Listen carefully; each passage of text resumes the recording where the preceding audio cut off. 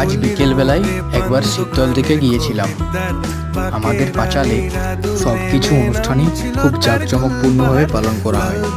সে দুর্গা পূজা হোক বা সরস্বতী পুজো বা কার্তিক পুজো বা মকর সংক্রান্তি উৎসব, আর গাজন তো আছেই, আর সেই লিস্টে কালী পূজাও আছে।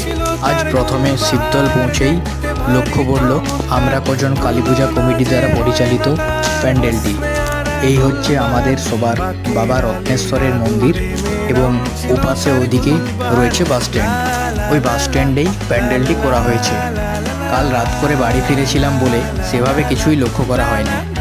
এই কালী পূজা কমিটি দ্বারা অনুষ্ঠিত বিভিন্ন ধরনের সাংস্কৃতিক অনুষ্ঠানে গোটা বাঁকুড়া জেলাব্যাপী সমস্ত প্রতিযোগী নাম দেয়। প্রত্যেক বছর রক্তদানও আয়োজন করা হয়। আরও অনেক প্যান্ডেল আছে, যদি পারি তো পরে ভিডিও দেব।